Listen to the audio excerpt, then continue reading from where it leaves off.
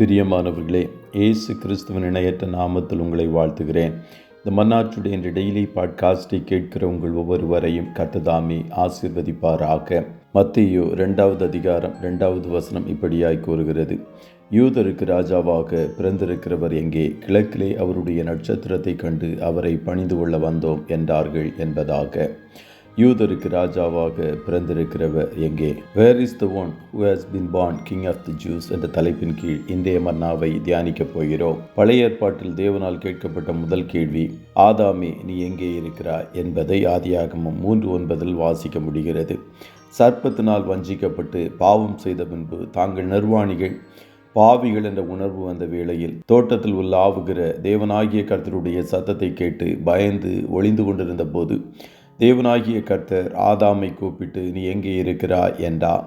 புதிய ஏற்பாட்டில் அதே தேவன் பாவத்திலிருந்து மனிதனை மீட்டெடுக்கும்படிக்கு மனுக்கோலம் எடுத்து ஸ்திரீயின் வித்தாக அவதரித்த வேளையில் கிழக்கிலிருந்து ஞானிகள் அவரை தேடி எருசலேமுக்கு வந்து யூதருக்கு ராஜாவாக பிறந்திருக்கிறவர் எங்கே என்ற முதல் கேள்வியை கேட்டு கிழக்கிலே அவருடைய நட்சத்திரத்தை கண்டு அவரை பணிந்து கொள்ள வந்தோம் என்றனர். இயேசு இஸ்ரவேலை ஆளுகிறவராய் பிறந்தார். எப்ராத்தா என்னப்பட்ட பெத்லகேமே, நீ யூதேயாவில் உள்ள ஆயிரங்களுக்குள்ளே சிறியதாயிருந்தும் இஸ்ரவேலை ஆளப்போகிறவர் உன்னிடத்திலிருந்து புறப்பட்டு என்னிடத்தில் வருவார். அவருடைய புறப்படுதல் அநாதி நாட்களாய் பூர்வத்தினுடையது என்று மீகா 5:2 எழுதப்பட்டிருக்கிறது. பெத்லகேம் என்ற அப்பத்தின் வீடு என்று அர்த்தம் கொள்ளும் சிறிய கிராமத்திலிருந்து ஜீவ அப்பமாகிய இயேசு இஸ்ரவேலை ஆளுகிறவராக தோன்றினார். அவர் ராஜாவாகவே வாழ்ந்தார். ஆகியால் அநேக தருணங்களில் யூதர்கள் அவரை ராஜாவாக்கும்படி முயன்றார்கள். அவரை பிரதான ஆசாரியர்கள் விசாரித்த வேளையிலும் கூட நீர் யூதருடைய ராஜாவா என்று கேட்ட வேளையில் ஆம் என்று கூறினார். சிலுவையில் மரித்த வேளையிலும் பிலாத்து சிலுவையில் நசரேயனாகிய இயேசு யூதருடைய ராஜா என்ற மேல் விலாசத்தை எழுதி வைத்தான். இயேசு ஆவிக்குரிய யூதர்களாகிய நம்முடைய ராஜா. அவரை இரட்சகராய் ஏற்றுக்கொண்ட அத்தனை பேருக்கும் அவர் ராஜா. ராஜா என்றால் அவருக்கு ஒரு ராஜ்யம் உண்டு. ராஜ்யத்தில் குடிகள் காணப்படுவார்கள். அந்த ராஜ்யத்தின் மேல் குடிகள் மேல் முழு அதிகாரமும் ராஜாவுக்கு காணப்படும். பூமியில் கர்த்தருடைய ராஜ்யம் அவருடைய மணவாட்டி சபையாய் காணப்படுகிறது.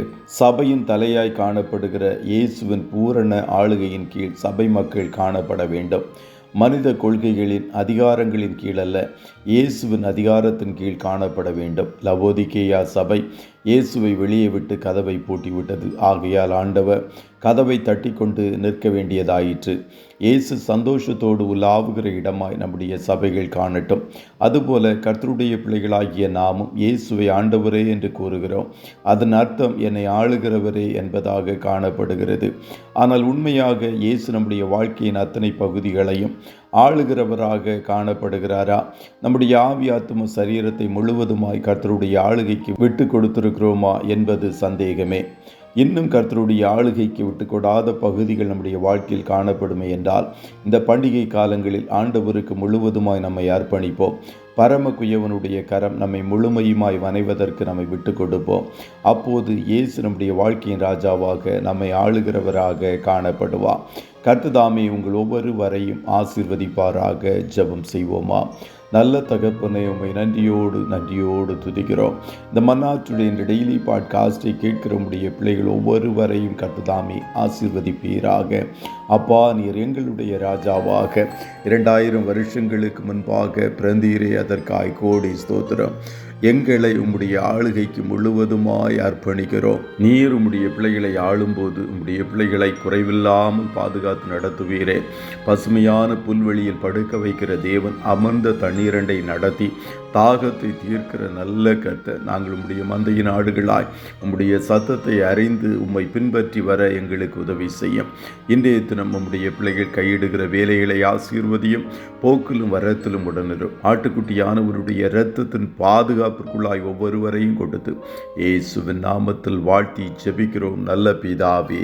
ஆமென்.